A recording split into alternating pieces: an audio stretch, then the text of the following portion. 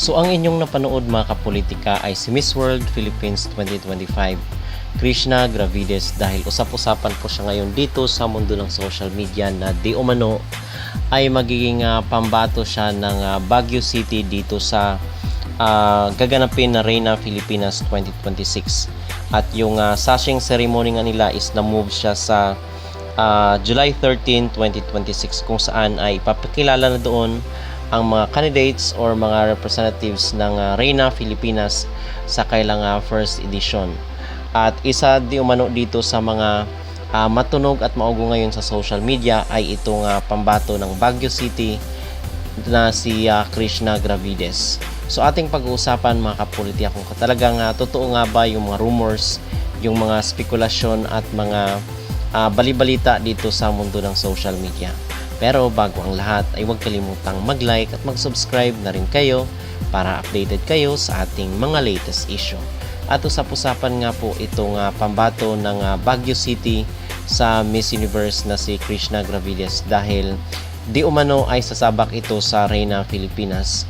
At marami na ang mga nag-comment at marami ang natuwa dito kay Krishna na kung sakaling siya ay sasali nga dito sa much anticipated na Reina Filipinas 2026.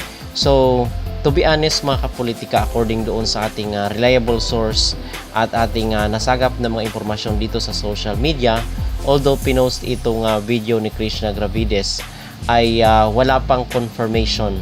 At sabi nila itong video daw na pinost dito ay hindi daw ito legit dahil matagal na daw ito. Nitong mga nakarang taon pa itong video ni Krishna Gravides na inyong napanood sa first part of this video at yung page doon sa TikTok kung saan is nag-post kay Krishna ay hindi di umano yun legit mga kapolitika. Okay, so pinost lang siguro yun ng ating netizen and then nag-viral siya and then pinag-usapan na ng ating mga netizen kung talaga nga bang sasali itong si Krishna dahil marami ang mga supporters na natuwa kung sakaling sasali itong si Krishna dahil sa mga balitang ito. Okay, so yun po ang katotohanan sa likod ng video na nag-viral dito sa social media na di umano ay sasabak sa Reina Filipinas si Krishna.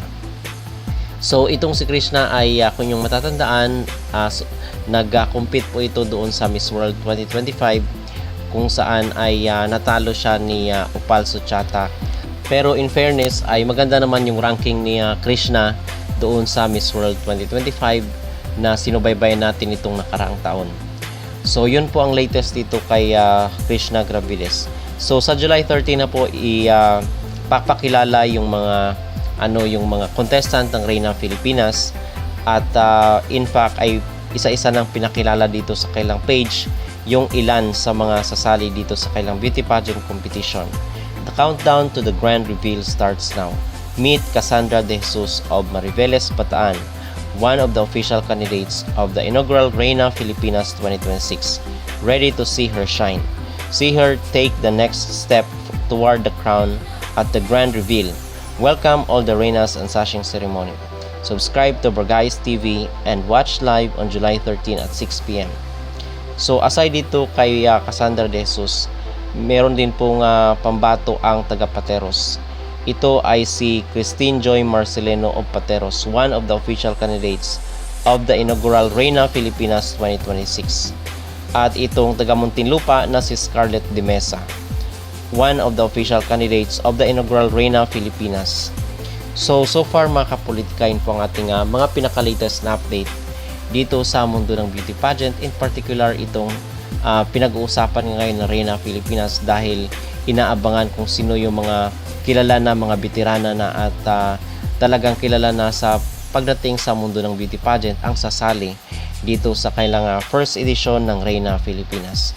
Merong mga nagsabi na si Michelle D, merong mga nagsasabi na itong si Alexi Brooks at marami pa yung mga kilalang personality sa beauty pageant ang di umano ay sasali dito sa Reina Filipinas. Pero tatlo or dalawa lang na corona yung pinag-aagawan mga kapolitika. So kung maraming mga veterana ay talagang masasabi natin na mainit ang maging laban dito sa kailang papageant. So para sa akin naman, kung totoo man itong mga balibalita sa social media, tayo ay pabor na pabor mga kapolitika kung sasali itong si Krishna Gravides sa Reyna Filipinas kasi I believe na meron siyang unfinished business dito sa beauty pageant competition at kitang-kita naman natin na malakas ang kanyang maging laban at isa siya sa mga high caliber na contestant at in fact ay pinapasali nga siya ng kanyang mga supporters dito sa beauty pageant katulad na lang po ng Miss Universe. So pinapabalik itong si Krishna Gravides pero nasa kanya po ang pagdesisyon. So kung kayo ang tatanungin mga kapolitika, kayo po ba ay pabor na muling sasabak itong si Krishna dito sa beauty pageant competition sa Reyna Filipinas? Mag-comment down below at huwag kalimutang mag-like at mag-subscribe na rin kayo para updated kayo sa ating mga latest issue. Yung Diyos bilang ako, kung ano man yung sexuality ko, ano man yung itsura ko, gusto kong ipakita at sinasabi ko, once na ginagawa ko to sa sarili ko, I'm a beauty queen now.